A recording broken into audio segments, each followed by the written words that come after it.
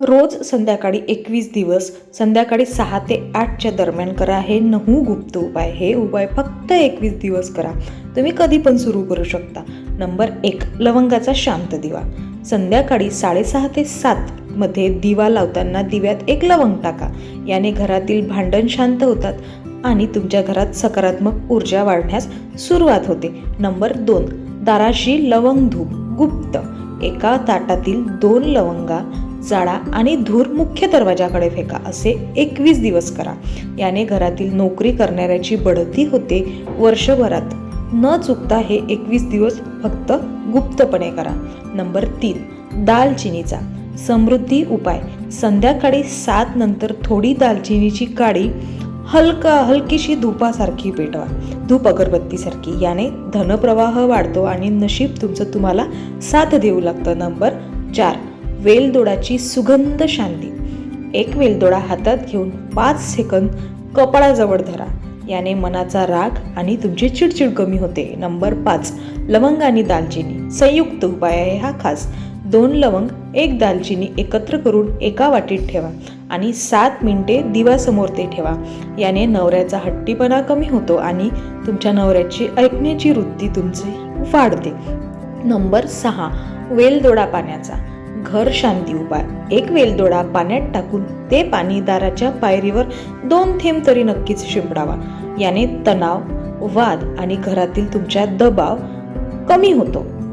Number 7, दालचिनीचा व्यापार प्रगती उपाय. दालचिनीची एक काडी पर्समध्ये किंवा मग कपाटाजवळ ठेवा, पण संध्याकाळी ठेवा 6 ते 7च्या दरम्यान. याने अडकलेले पैसे, ग्राहक, काम यामध्ये गती येते. नंबर 8, लवंगाचा व्यक्ती शांत उपाय.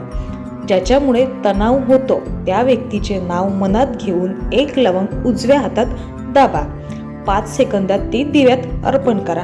याने त्या व्यक्तीचा राग, हट्टीपणा कमी होत जातो. नंबर 9, वेलदोडा दालचिनी सौहार्द उपाय. एक वेलदोडा थोडी दालचिनी वाटीत घेऊन घराच्या ईशान्य दिशेला कमीत कमी 20 मिनिटे ठेवा. याने तुमच्या कुटुंबात प्रेम, सौहार्द आणि बोलण्याची गोडी वाढते. बोनस गुप्त उपाय. सर्वात जलद काम करणारा हा उपाय आहे. एका लवंगावर दालचिनीच्या पावडरची चिमूट लावा. ते 10 सेकंद हातात धरून घरात ऐकू येवो, शांतता नांदो असे मनातल्या मनात म्हणा आणि दिव्यात ते अर्पण करा. फक्त 3 दिवसात तुमच्या घरातील वातावरण 100% बदलताना दिसतं. पती बाहेरच्याचं लोकांचं ऐकतो तर करा हे समोरील पुढील 9 गुप्त उपाय. अगदी 3 ते 7 दिवसातच तुम्हाला याचा फरक जाणवतो. नंबर 1, दरवाजाच्या मती बदल उपाय. संध्याकाळी 7 ते 8 मध्ये मुख्य दरवाजाच्या आतल्या बाजूस चिमूटभर मीठ हलकेसे शिंपडा. याने बाहेरच्या लोकांचा प्रभाव कमी होतो. घरचे शब्द त्यांना महत्त्वाचे वाटू लागतात. नंबर 2, उशीच्या खाली गुप्त वेलदोडा उपाय. पतीची उशी दुमडताना एक वेलदोडा तिथे हलकासा ठेवून द्या. याने त्यांचं मन शांत होतं. बाहेरच्यांचं अंध ऐकणं सुद्धा कमी होतं. नंबर 3, दाराशी लिंबू मीठ उपाय. सर्वात प्रभावी हा उपाय आहे. संध्याकाळी दाराच्या कोपऱ्यात छोट्या वाटीत पाणी, थोडं मीठ आणि लिंबूचा एक तुकडा हे एकत्र ठेवा. याने चुकीच्या लोकांचा प्रभाव, मतभेद व भुलवणारे शब्द थांबतात. नंबर 4, नाव ऊर्जा संतुलन उपाय. पतीचं नाव मनात घेत उजवा हात हृदयावर ठेवा आणि 7 सेकंद तरी किमान शांत बसा. याने तुमचं बोलणं त्यांच्या मनात बसू लागतं. उपाय नंबर 5, कपड्यांचा सौहार्द. त्यांचे कपडे दुमडताना फक्त 3 सेकंद आपलं घर आधी असं मनात म्हणा. याने बाहेरच्या ऐकण्यापेक्षा घराचं महत्त्व त्यांच्यात वाढतं. नंबर 6, घर ऊर्जा बदल उपाय. खास लवंग. दिव्यात एक लवंग संध्याकाळी टाका. याने घरातील नात्यांवर बाहेरच्यांचा परिणाम कमी होतो. नंबर 7, चपलांची दिशा उपाय. गुप्तपणे त्यांच्या चपला नेहमी आतल्या दिशेला ठेवा, बाहेरच्या दिशेला नको.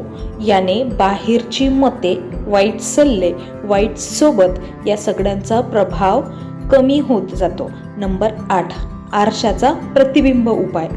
पती बसतात त्या जागेपासून आरशात थेट त्यांचा चेहरा, त्यांचं प्रतिबिंब येऊ नये.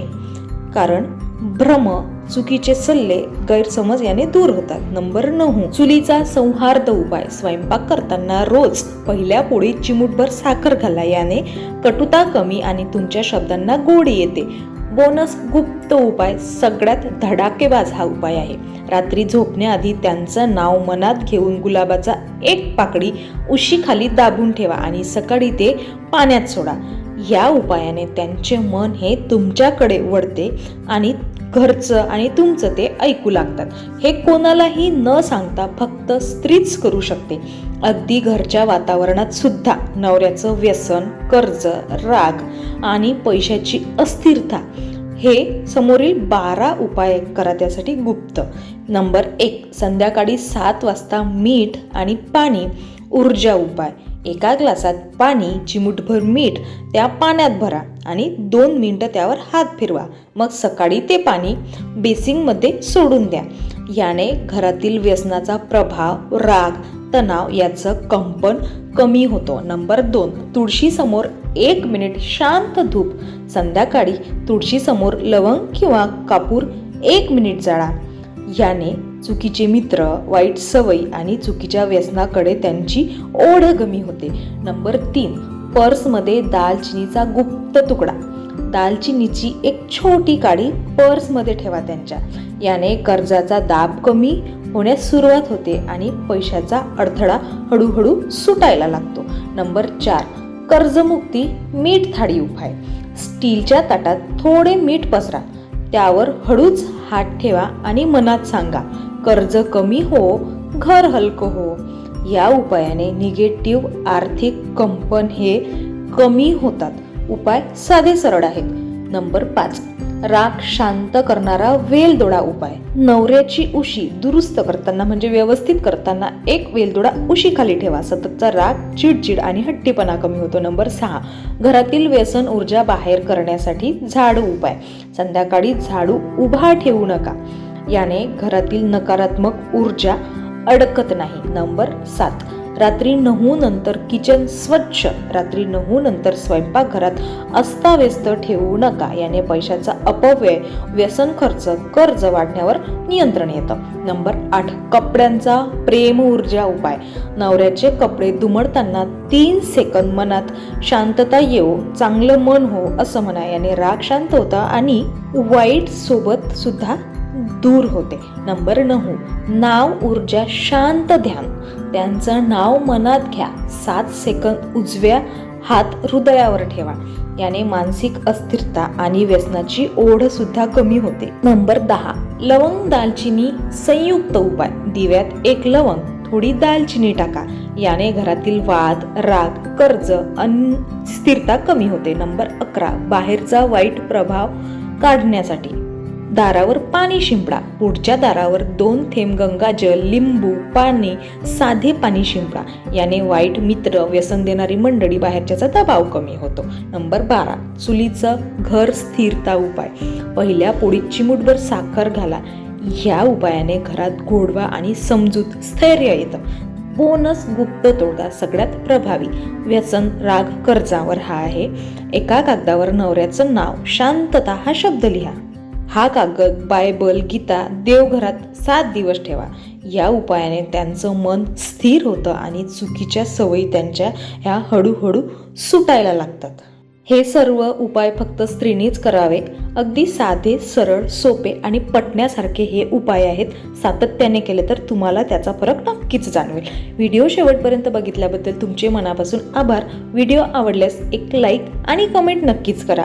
आणि हो, असेच नवनवीन व्हिडिओ पाहण्यासाठी आपल्या चॅनलला सबस्क्राईब करायला विसरू नका. धन्यवाद. श्री स्वामी समर्थ. श्री स्वामी समर्थ.